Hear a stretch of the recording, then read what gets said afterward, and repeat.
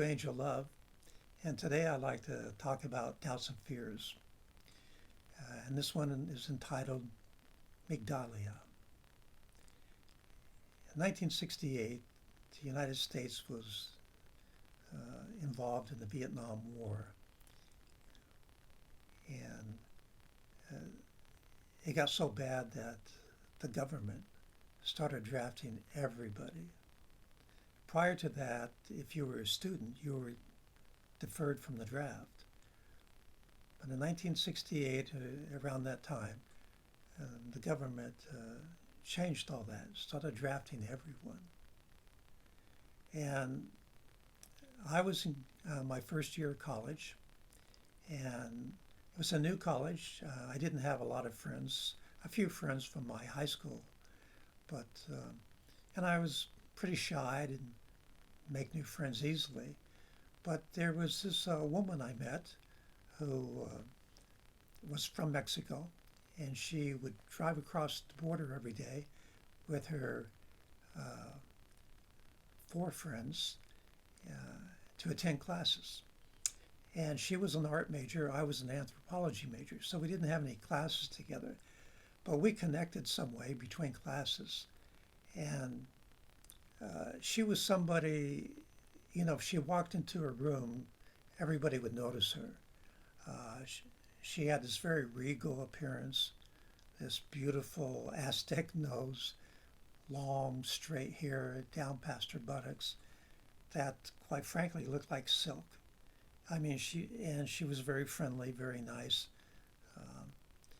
So just somebody you wouldn't forget. And her name was Migdalia.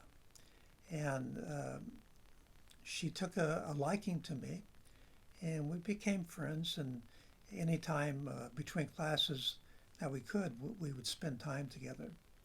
And in 1968, I decided to enlist in the Army to avoid being drafted because I was determined not to be a cannon fodder for the politicians.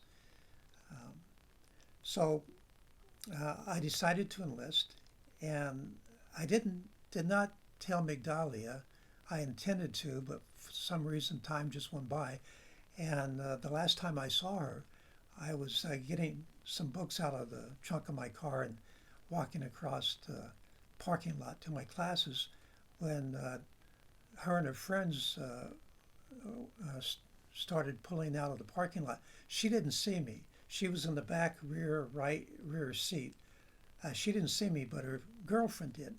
And the girlfriend tapped her on the shoulder, whispered something to her, and Migdalia turned completely around in her seat, and with this ear-to-ear grin on her face, waved goodbye to me. Now, she was waving goodbye for the day,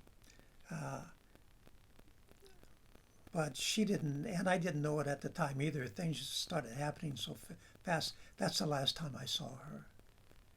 Well, I went through training, sent to Vietnam.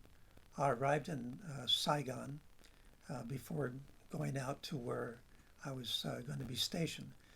And I didn't know, anything about Vietnam, but I was going to be stationed at a place called Pleiku up in the Central Highlands. And of course, when you arrive in country, everybody knows you're new because you're clean, right? And your uniform's not faded. It's really green, and your boots are clean. And anyway, because of that, people would, particularly the Vietnamese, would ask me where I was going, where I was going to be stationed. And everyone I said Pleiku to, they all just like, oh no, that's the worst place you can be stationed. It's just overrun by the Viet Cong. Well, what was I supposed to do, right? Say I wasn't going? So anyway, I get to Pleiku. And for the entire year I was there, we never got attacked.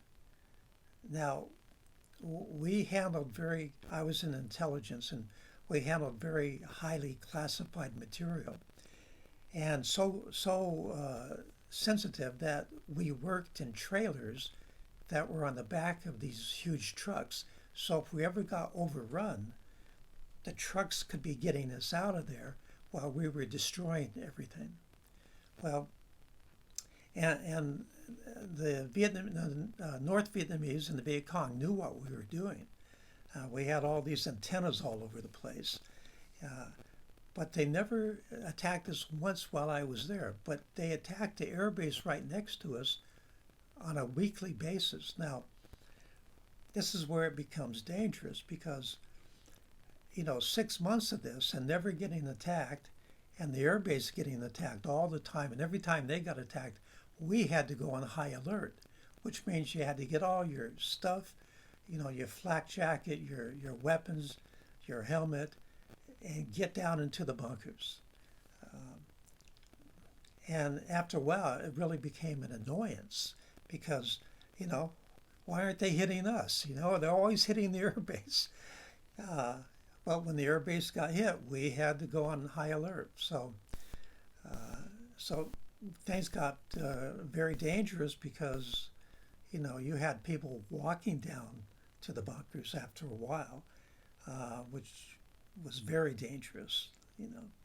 But anyway, the whole time I was there, for the whole year, we never got hit.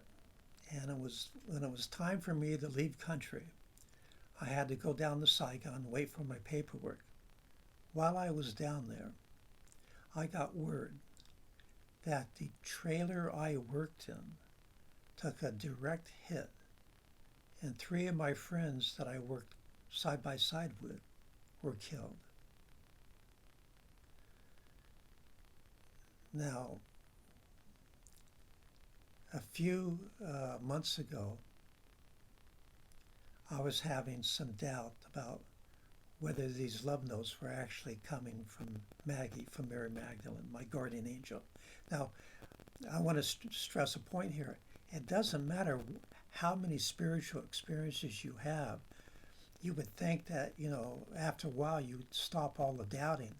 But that's not how the ego works. The ego, an acronym for edging God out, will always try and convince you that, there's nothing to this spiritual realm, that the only thing that's real is this physical world that we experience with our 5 senses. But anyway, so I was having a little bit of doubt, and Maggie told me one morning, she said, look up the meaning of Migdalia.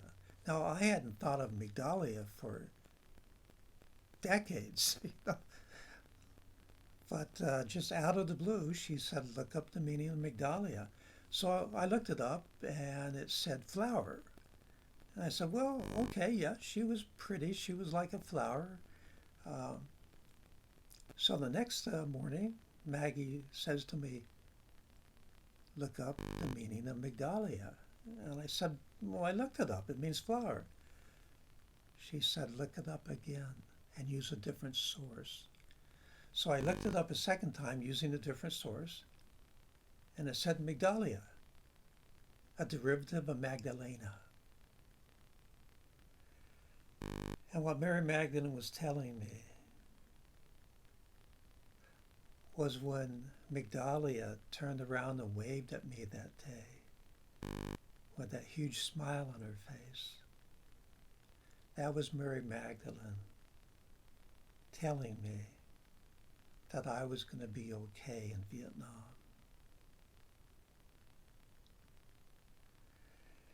And this is how your angels work.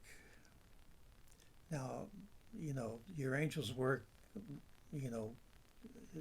uniquely with you, but for me, this is how my angels work. When I start having doubts and fears, they show me these signs. And they make the signs very clear. They're not nebulous, they're not, they're very clear. Signs that I cannot argue with. So understand that your doubts and fears are just a natural part of being human. No matter how many beautiful spiritual experiences you have, your ego will always bubble up to the surface and create these doubts and fears. And you can, just thank them for reminding you to drop into your heart, listen to your angels, stay connected to Source.